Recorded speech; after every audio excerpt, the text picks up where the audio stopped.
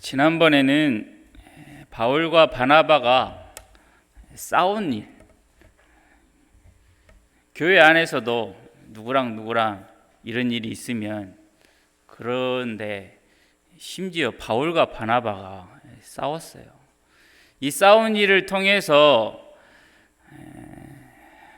보았던 것이 사울을 바울 되게 하신 하나님을 우리가 봐야 한다. 그리고 힘이 약한 디모데를 들어서 선을 이루시는 하나님을 우리가 보아야 하고, 우리가 믿는 하나님이 그러한 분이시니 우리도 그러한 하나님의 능력을 의지하며 믿는 사람으로 사는 게 우리의 일입니다 라고 했습니다. 오늘은 같은 본문으로 하나님께서 우리를 친구로 부르셨다라고 하는 의미가 무엇인지, 그리고 그러면 우리는 또 누구에게 친구가 되어야 하는지, 될 것인가를 오늘은 보도록 하겠습니다. 친구와 종은 다르지요. 종은 마음대로 부를 수 있습니다. 이거 해, 그러면 그냥 해야 돼요. 저거 해, 그러면 또 해야 돼요. 근데 친구는 친구한테 이거 해, 이렇게 말하면 안 되죠. 친구는 그렇게 하면 안 돼요. 혹시 장난으로도 그렇게 말을 하면 친구가 뭘 하죠? 왜 그런 걸 나한테 시키냐라고 물어볼 수 있습니다. 그러면 또 친구니까 또 설명을 또 해줘야, 네가 이렇게 해야 잘 될 것 같으니까 내가 하라고 했다. 그러면 이제 또 친구 또 이해해주고 하죠. 친구는 그런 관계예요. 그 때로는 친구는 시킨 일이 마음에 안 들면, 뭘 이렇게 하라고 하는 게 마음에 안 들면 싫다, 안 하겠다 라고 할 수 있는 게 친구고, 종은 싫다고 하면 안 되죠. 그게 상상이 안 되는 게 종입니다. 그래서 오늘 본문에서 보면 바나와 바울이 서로 싸우잖아요. 이 싸운 일이 도대체 무슨 관계였길래 서로 싸웠을까를 보고자 하는 것입니다. 마가를 데리고 가느냐, 놔두고 가느냐, 이거 가지고 싸우죠. 옛날에 그 마가라는 사람은 우리랑 같이 전도 여행 가다가 중간에 힘들다고 도망가 버린 사람 아니냐. 근데 그 사람 또 데리고 가서 또 도망가면 어떻게 하려고 그러느냐. 난 안 데리고 가겠다. 또 이제 그러니까 봐라. 아니, 그 사람이 잘못할 수도 있는 거지. 그걸 또 그렇게 하느냐. 한번 또 기회를 줘서 같이 한번 해보자. 라고 서로 이제 처음에는 또 좋게 이야기했겠죠. 그렇다 이제 감정이 격해져서, 에이, 그럼 우리 따로 가자. 너 저리 가. 나 이리 갈게. 라고 하는 게 싸우는 거예요. 그러니까 바나바와 바울의 관계는 서로가 서로에게 무언가를 강요할 수 있는 권한이 없는 거예요. 그러니까 그 둘은 즉 대등해서 심히 다툴 수도 있는 것이죠. 그런데 놀라운 사실이 뭐냐면, 성경을 보시면 아시겠지만 하나님께서 이와 같은 관계로 우리를 부르시기 위하여 예수님을 보내시고, 예수님이 그와 같은 우리의 친구로 우리에게 다가오셨다라고 하는 것입니다. 그러니까 이게 다른 말로 하면, 우리 곁에 오셔서 우리와 같은 동등한 자격으로 예수님이 내려오셔서 우리로 하여금 하나님이신 예수님이 이렇게 해라 그러면 그냥 아무 말 없이 그냥 할 수밖에 없는 그런 관계가 아니고, 그걸 듣고 오늘은 안 하고 싶은데 이런 말을 허용할 수 있는 관계로 부르셨다라고 하는 점입니다. 이게 아주 놀라운 사실이죠. 하나님께서 우리 곁에 오셔서 거부하고 때로는 싫다고 반대할 수도 있는 그런 관계 속으로 하나님이 오셨습니다. 여러분들 가운데도 다들 친구가 있으시죠? 이 친구로 부르셨다라고 하는 이 친구는 어떤 의미냐면, 그냥 막대한다는 그런 의미가 아닙니다. 마음을 나눌 수 있는 친구, 나에게 흠이 될 만한 일을 친구에게 말을 해도 그 친구는 옆에 다른 사람들에게 가서 아무개가 이렇다더라 그렇게 말하지 않는 친구, 자기가 손해되는 일이 있어도 친구를 위해서 기꺼이 해줄 수 있는 그러한 사람, 이러한 사람이 바로 친구라고 할 수 있죠. 예전에 제가 아주 재밌게 본 드라마가 있습니다. 그런데 사람들이 별로 안 좋아했던 드라마인데, 신사의 품격이라고 하는, 잘 모르시죠? 예, 그런 드라마가 있어요. 남자 4명이 나오는 게 있는데 장동건도 나오고 그래요. 장동건이 누구냐고 엄청 잘생긴 그 사람이 있습니다.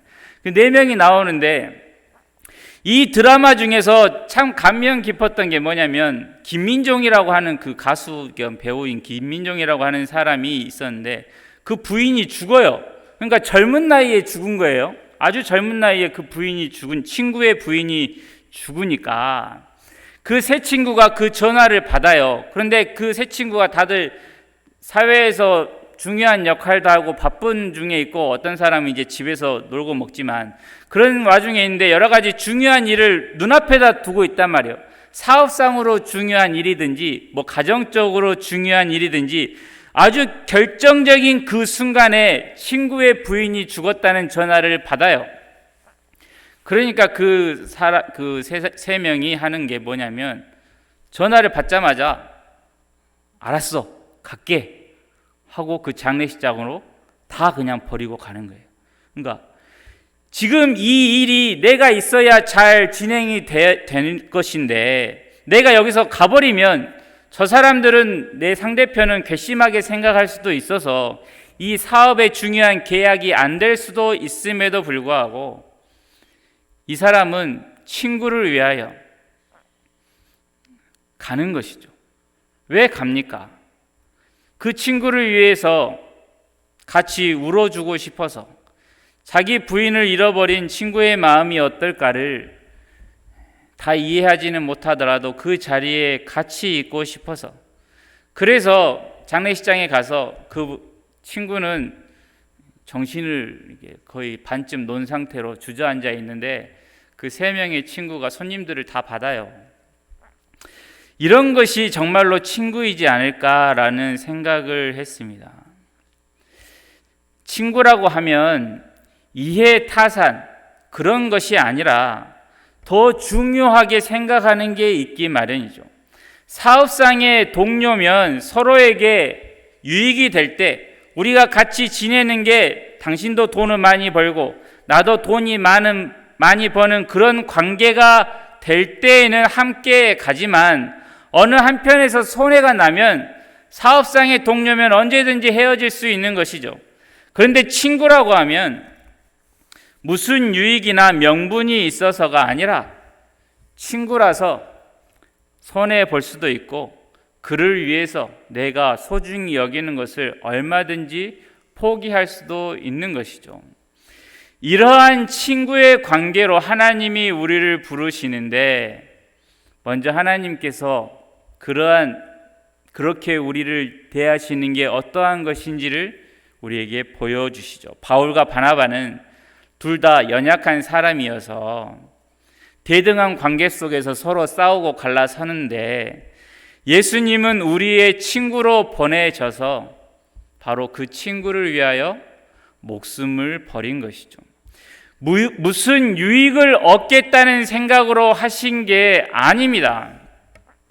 내가 저들을 구원해 주면 저 사람들이 나를 위해서 무언가를 해줄 것이야 라고 하는 보상을 바라고 하신 게 아니죠. 목숨을 걸고 살려주고 싶은 친구로 우리 가운데 오신 것입니다. 그런 관계 속으로 우리를 부르시고 우리를 대하려고 하시는데, 우리는 자꾸만 내 수준으로 하나님을 오해하죠. 어떻게 오해하느냐? 내가 하나님을 상대할 때, 대할 때 하나님을 통해서 뭔가를 얻어내려고만 하다 보니, 하나님도 무슨 일을 나한테 시켜서 하나님의 나라나 무슨 하나님의 일에 뭐가 잘 되게 하시려고 나를 구원하셨겠지라고 하는 생각이 드는 거예요. 그러니까 서로 간의 이해타산이 맞아서 나는 하나님 사랑해주고 하나님은 나를 구원해주고 복 주신 것 아니겠느냐라고 하는, 세상의 친구도 이런 친구는 정말로 좋은 친구가 아님에도 불구하고 하나님을 그런 식으로 대하는 경우가 있다는 것입니다. 교제의 대상으로 우리에게 목적을 두시고, 그러니까 어떤 일을 목적으로 우리를 부르신 게 아니고 우리를 목적으로 그 모든 구원의 일을 행하셨는데 그것을 자꾸만 폄훼하는 생각들이 우리 안에 일어난다는 것이죠. 우리의 생각은 이러한 하나님의 구원을 이제 이미 다 알고 있습니다. 그러면 이제 넓어져야 하죠. 예수님이 우리의 친구로 오셔서 우리를 위하여 죽으셨음을 우리는 믿습니다. 그러면 우리는 누구의 친구가 됩니까? 누가 우리의 이웃일까요? 같은 이 시대 속에서, 같은 진도 땅 안에서 같은 형편을 공유하며 묶여있는 사람들이 우리의 친구들, 이웃들이죠. 가장 가까운 이웃이 누굽니까? 가족입니다. 가족에 대한 태도가 다른 이웃들에게도 확장되는 법입니다. 누구의 자녀가 되고 누구의 부모가 되는 것, 부부가 되는 것은 우리가 정하지 않습니다. 하나님이 짝지어 주신 것이기에 도망칠 수도 거절할 수도 없다는 것을 우리는 믿습니다. 세상에서는 이미 떠나버린 가치지만, 이와 같은 방식으로 이웃을 대하는 바울의 모습이 로마서에 나옵니다. 유대 민족이 어떤 민족이냐면 예수님을 거절한 민족이에요. 그래서 복음이 이제 이방으로 넘어갑니다. 그 이방의 복음을 전하기 위해서 세워진 사도가 누구냐? 바울이죠.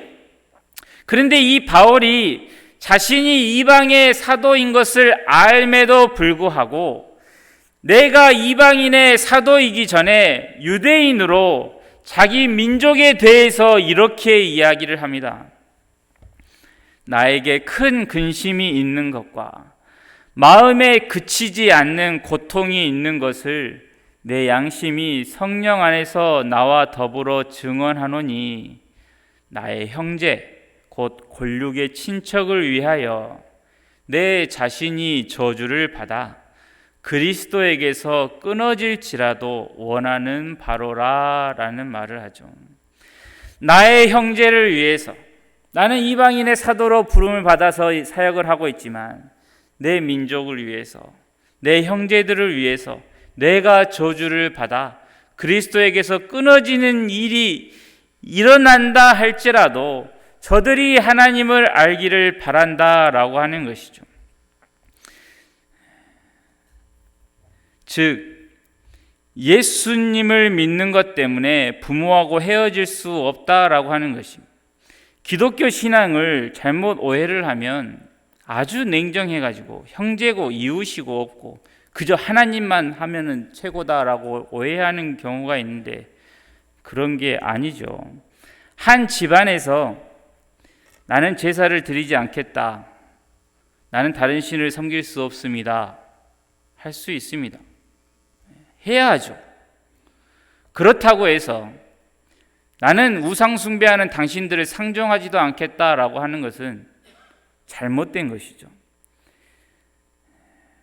그들과 함께 하고 싶어 하지 않는 마음을 이해는 돼요.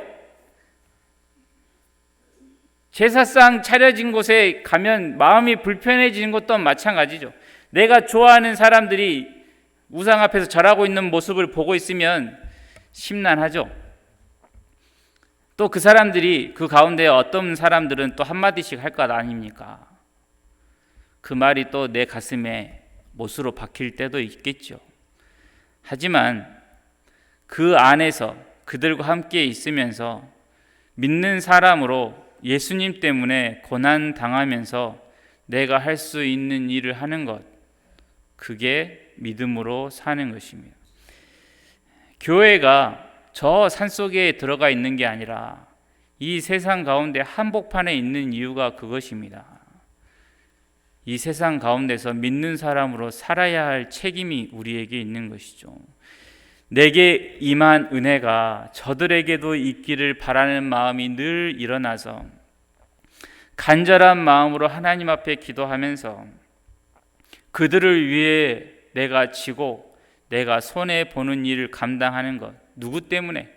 예수님 때문에 감당하는 것, 그게 하나님 보시기에 아름다운 신앙의 모습이죠. 화가 나는 일이 벌어지면 한숨 한 번 쉬고, 한 번으로 진정이 안 되면 두 번 정도 쉬고, 어휴 쉬고, 성도라는 이름 때문에 참고 뭐 하자고 하면 힘들어도 들어주고 내 욕심 차리지 않는 등등의 일을 예수님 때문에 하는 겁니다. 그렇게 하는 게 주를 위하여 사는 것이고 주를 위하여 죽는 것이죠.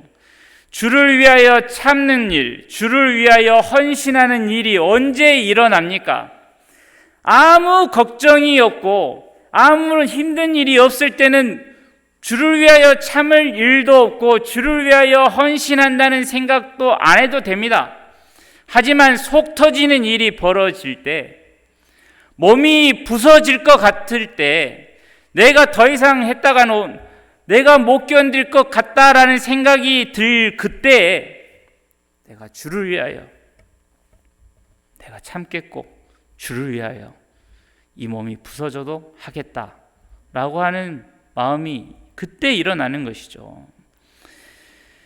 내 이웃들이 그런 나를 보면서 하나님의 사랑을 조금이라도 알 수 있다면, 그 사랑을 아는 일에 내가 쓰임을 받는다면 내게 손해가 있다 하더라도 기꺼이 감수하겠다라고 하는 마음이 있는 것이죠.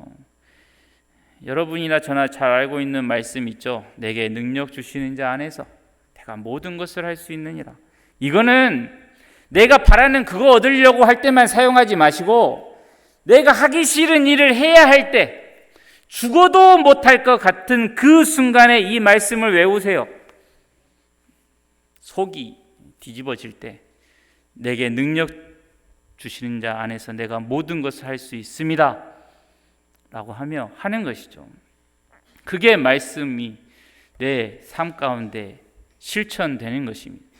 사랑하는 사람이 당신 천국 가시오, 나는 지옥 갈라요. 그러면 성질이 나니까 대꾸한다는 말이, 그래 넌 지옥 가라, 난 천국 갈란다. 이렇게는 하면 안 돼요. 내가 그렇게 사랑하는 사람이 지옥을 간다고 하면 보낼 수 없다. 그러니까 자존심이 상해서 말은 못 하시겠지만 보낼 수는 없고, 그러면 오늘 바울 정도는 가봐야 되지 않겠습니까? 하나님, 혼자 있을 때 그 사람 앞에서도 하면 참 좋겠지만, 하나님, 내가 지옥 가는 일이 있더라도 저 사람 구해 주십시오. 얼마나 불쌍합니까? 내가 사랑하는 사람이 지옥 가는 것을 나는 견딜 수가 없습니다 라고 매달리는 게 친구를 위하여 목숨을 버리는 사랑이고, 그리스도의 사랑이 그 안에 있는 것이죠. 예수님의 사랑은 그냥 뭐 이렇게 보기 좋은 그런 사랑의 모습이 아니잖아요. 피가 마르는 눈물이 있는 사랑이었습니다. 그런데 신앙이 잘못되면 천륜을 버립니다. 신앙생활 한다면서 집에 들어가지를 않고 모든 인간관계를 다 끊어버리고 그냥 나 혼자 열심히 주님만을 섬기겠습니다 라고 하는 것은 어떻게 보면 아직도 덜 큰 겁니다. 아직도 바른 모습이 아니죠. 내 마음에 맞는 사람과만 교제하고, 마음에 안 드는 사람들 교회 안에 참 많은데 그 사람들 보면서 아유, 교회는 봐봐, 사람들이 저렇게 사랑이 없어, 봐봐, 다 울상이잖아. 내가 울상을 짓고 있으니 저 사람들도 다 울상을 짓고 있죠. 근데 내가 좋아하는 사람은 나를 좋아하니 서로 웃고 있는 것이고, 근데 안 좋은 사람만 보이니 교회가 왜 이 모양이야, 이런 생각이 당연히 드는 것이죠. 예. 예수님을 믿는 사람으로 보일 수가 없는 모습입니다. 왜냐하면 우리가 믿는 믿음의 가장 기본적인 지식, 11시 예배 때도 나왔죠. 하나님께서 세상을 사랑하사 자기 아들을 세상에 보내셨습니다. 그 사실을 우리가 믿어서 구원을 받았고 그 믿는 사람들이 모여서 교회를 이루었습니다. 그런데 아까와 같은 그런 생각이 일어나겠느냐라고 하는 것입니다. 하나님께서 죄악 가운데 있는 세상을 사랑하셔서 아들까지 보내시고 우리를 구원하시기 위해서 우리를 그리스도와 함께 묶으셨어요. 절대로 갈라놓을 수 없게 아예 한 몸으로 만들어 버리셨어요. 그로 인해서 우리의 연약함은 여전하고 우리의 못난 모습은 아주 매주마다 기도하시지만 계속 되잖아요. 그럼에도 불구하고 하나님은 우리를 버리지를 못하시고 끝까지 참으시고 긍휼을 베풀어 주시는 것입니다. 우리가 하나님 앞에 사랑받을 만해서 하나님이 우리를 사랑해 주시는 게 아닙니다. 오직 주 안에서 우리를 용납해 주시는 거예요. 그런데 왜 우리는 다른 사람들을 이렇게 봐주지 못하는가라고 하는 겁니다. 하나님이 나를 주 안에서 이 못난 나를 받아주고 계시는데 나는 왜 주 안에서 다른 사람을 용납하지 못하는가? 이거 가지고 가슴 치면서 주님 앞에 부르짖어야 하는 거예요. 디모데후서 4장에 바울의 유언과 같은 말이 나옵니다. 전제와 같이 내가 벌써 부어지고 나의 떠날 시각이 가까웠도다. 나는 선한 싸움을 싸우고 달려갈 길을 마치고 믿음을 지켰으니 이제 후로는 나를 위하여 의의 면류관이 예비되었으므로 주 곧 의로우신 재판장이 그날에 내게 주실 것이며 내게만 아니라 주의 나타나심을 사모하는 모든 자에게도니라 라는 말씀입니다. 제가 지금 이 말씀을 보통 여러분들이 들었던 그 톤으로 읽지 않았어요.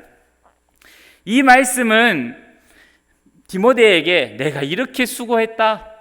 디모데 네가 알아라 라고 쓴 게 아니죠. 자신이 걸어온 길이 모든 그리스도인이 가는 길이다 라고 하는 것입니다. 의의 면류관을 내게도 주실 것인데 내게만이 아니라 주의 나타나심을 사모하는 모든 자에게도 주신다 라고 하는데, 그럼 여기서 문제가 뭐냐면 바울이 걸었던 길이 어떤 길일까를 보면 여기서 오늘 본문의 말씀을 디모데후서 4장의 말씀을 잘못 생각하면 바울이 마지막 순간까지 선한 싸움을 싸우고 달려갈 길을 마치고 믿음을 지켰으니까 예수님이 의의 면류관을 그에게 주셨구나 라고 생각을 하실 수 있는데, 그렇게 생각하면 우리가 믿는 내용과 완전히 상반되는 거예요. 우리가 의의 면류관을 받는 건 무엇 때문입니까? 우리가 행한 일 때문에 받는 게 아니고 예수님으로 인해서 받는 거예요. 그러면 그 사실을 기억하면서 이것을 다시 한번 봐야 합니다. 바울이 그러면 걸었던 길이 무엇일까? 바울이 그 길을 걸어가고 맨 마지막에 의의 면류관을 받는데 이 길이 모든 그리스도인들이 걸어갈 길이라고 했으면 그가 걸었던 길이 어떤 길일까? 바로 이겁니다. 은혜가 아니면 살 수 없는 길. 즉 스데반을 죽였고 수많은 신실한 그리스도인들을 죽음으로 몰고 여러 교회를 핍박한 그 일로 인해서 그가 복음을 전할 수밖에 없는 사람이 되었다라고 하는 사실입니다. 제가 중고등부 설교에서 계속 강조하고 있는 부분이 있습니다. 하나님의 은혜나 사랑이 복음이 얼마나 위대한 것인지를 아는 건 자신의 죄를 발견할수록 그러하다라고 하는 것이죠. 바울은 하나님의 위대한 일을 하면서도 절대로 잊지 않았어요. 내가 스데반을 죽였지. 내가 수없이 많은 그리스도인들을 잡아 가두는 일에 앞장서는 사람이었지. 나로 인해서 괴로움을 당한 교회가 몇이던가 라고 하는 것을 잊지 않았고, 그런 나를 하나님이 불쌍히 여기셔서 구원해 주셨다라고 하는 것입니다. 나 같은 죄인에게 주의 은혜가 임하여 이렇게 변화를 받았으니 여러분들도 그러한 하나님을 알아서 나와 함께 이 복된 길을 가자라고 하는 것이죠. 나는 얼마나 많이 공부했는지 아느냐? 나는 유대인 중에 유대인이다. 그러니 내 말을 들어라 라는 식으로 복음을 전하지 않았어요. 나도 옛날에는 참 무지하고 몰라서 어리석고 틀린 모습이 있었다라고 하는 것입니다. 바로 이것이 있어야 죄인된 인간의 친구와 이웃이 될 수 있는 것이죠. 한 집안에, 한 마을에, 한 교회 안에서 내가 저들과 다를 바가 없는 죄인이라는 사실을 기억해야 그들에게 복음이 전해지는 것입니다. 나는 당신들과 다르다. 나는 천국 백성이고 당신들은 지옥 자식이다. 이 생각이 박혀 있으면 복음이 전해지지 않죠. 저주가 나가게 되고 맞는 말, 좋은 말을 아무리 해도 사람들이 옆에 오지를 않아요. 왜? 그 옆에 가면 자꾸 그런 소리만 들으니까. 만인 제사장이라는 말을 들어보셨을 것입니다. 예수님께서 성육신하여 우리 옆에 오셔서 우리의 제사장이 되사 우리의 이웃으로 우리 편에 계신 것과 같이 우리도 누군가의 이웃으로 서서 같이 사는 제사장이 된다는 것입니다.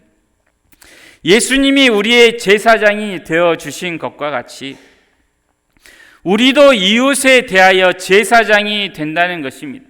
제사장이 되기 위해서는 성공해야 하는 것도 아니고 큰 일을 해야 되는 것도 아닙니다.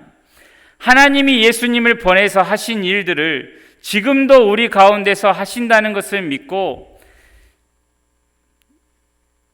그들을 위하여 하나님 앞에 나아가는 사람, 모세가 반역하는 이스라엘을 위하여 하나님 앞에 나아갔던 것처럼 예수님이 죄인들을 위하여 하나님 앞에 십자가 위에서 나아갔던 것과 같이 우리도 아직 하나님의 은혜를, 하나님을 아직 알지 못하는 저들을 위하여 제사장으로 하나님 앞에 나아갈 수 있어야 하는 것이죠.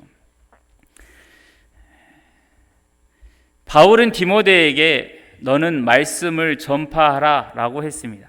말씀을 전파하라 라고 하는 것은 너는 말씀이 되어라 라고 하는 뜻입니다. 말씀이 육신이 된 예수님의 뒤를 따르는 식으로 모든 이웃에게 찾아가서 그들 곁에 서서 하나님의 말씀으로 살라는 것입니다. 말씀이 되라는 것이죠. 사람들이 나를 보면서 말씀이 무엇인지를 보게끔 만들라는 것입니다. 이런 일을 할 수 있는 조건이 무엇일까요? 바나바와 바울이 싸운 것이 우리의 조건이 되는 것입니다. 바울이 스데반을 죽인 것이 우리의 조건이 되는 것입니다. 예수님을 믿는 사람으로 제대로 살지 못한 그 많은 날들, 자랑스럽지 못한 일들, 누구에게 말할 수 없는 부끄러운 과거가 전부 그러한 조건들이 되어서 내가 저들을 절대로 정죄할 수 있는 사람이 아니라 나에게 임한 은혜가 바로 저들에게도 필요하다라는 생각으로 하나님 앞에 나아가는 것, 그게 바로 말씀으로 살아가는 것이죠. 일을 하다가 직장 동료들이 내일은 우리 만나서 어디 놀러 갑시다, 토요일날 그래요. 그런데 갑자기 나 내일 교회 가는데요. 그러니까 직장 동료들이 하는 말이 교회 다녔어? 처음 아는 거예요. 그러면서 하는 말이 별로 믿는 것 같지도 않다면 무슨 교회를 간다고 유난 떠냐, 내일 그냥 우리랑 놉시다 라고 하면 뭐라고 대답해야 합니까? 당신들 보기에도 내가 참 못나게 보이지만 그러니까 예수님을 믿고 하나님을 찾아가는 겁니다 라고 하는 모습으로 복음이 무엇인지를 보여주는 것이죠. 세상은 뭔가 착한 일을 많이 한 다음에 신을 만나고 그래서 그 착한 일에 대한 보상으로 받으려고 하는데, 자신이 자격이 없는 사람인 것을 알면서 그래도 하나님 앞으로 나아가는 것, 이게 바로 복음이 무엇인지를 보여주는 것입니다. 우리는 흠없이 살지를 못하고 하나님의 말씀대로 잘 사는 것 같지도 않습니다. 하지만 하나님께서 우리에게 각자 맡겨주신 일들이 있죠. 1차적인 책임은 권력이고 믿음의 형제고 자주 만나는 사람들입니다. 그 사람들 앞에서 우리가 말씀으로 보이지 못한다면 그 외에 다른 삶은 거짓이죠. 하나님이 내게 주신 그러한 일들을 놓치면서 성경 말씀 보면서 바울은 참 대단한 사람이야. 모세 참 대단하다. 어떻게 이렇게 능력 있게 사역을 하지? 라고 하면서 부러워만 하고 있고, 자신에 대해서는 백날 창피해만 하고 자기 성질을 못 죽이면서 시간만 보내고 있으면 안 된다는 것입니다. 우리의 한계와 못남과 실패와 무지함과 게으름과 좌절과 절망 속에서도 여전히 하나님은 일하신다는 것을 기억하면서 내게 보여주신 일들을 주 안에서 하나하나 해 나가야 하는 것이죠. 잘 안 될 거예요. 실패할 수도 있습니다. 잘 하려고 하는데도 안 됩니다. 그래도 우리의 일입니다. 멈춰 서거나 뒤돌아가거나 일부러 틀리지 않는 이상 한 걸음 한 걸음 가면 되는 것이죠. 하나님, 어저께는 제가 못했는데 오늘은 하나님이 새 날을 주셨으니 다르게 살아보겠습니다 라고 날마다 결심하는 것이고, 하나님, 저녁이 되니까 후회밖에 안 되는데 내일은 주의 주신 능력으로 조금 다르게 살아보겠습니다 라고 하는 것이고, 지난주에는 못나게 살았는데 이번 주에는 힘있게 살게 해주세요 라고 하면서 하나님의 능력을 의지하면서 하루를 시작해 보는 것이죠. 그러한 날과 기도가 쌓여가면서 우리는 성숙한 그리스도인이 되어가고, 그러한 우리의 모습을 통해 주님의 영광이 드러나는 것입니다. 마지막 날에 우리도 모르는 사이에 풍성한 열매가 맺혀 있어서 그 열매로 이 모든 열매를 맺게 하신 하나님 하면서 찬양을 올려드리면 얼마나 감격스러울까요? 하나님께서는 우리를 친구로 삼아 주셨습니다. 하나님이 하시고자 하시는 일, 하나님의 뜻을 우리에게 말씀하시고 알려주시고 이해시켜 주시고 설명하시고 찾아오시고 한 인격으로 대해 주시죠. 창조주께서 피조물인 우리를 이렇게 대해 주고 계십니다. 그러니 우리도 더욱 주를 위하여 힘을 내고 말씀으로 이 땅에 서서 많은 이들에게 이웃으로 친구로 서서 하나님의 영광을 드러내는 저와 여러분이 되기를 바랍니다. 기도하겠습니다.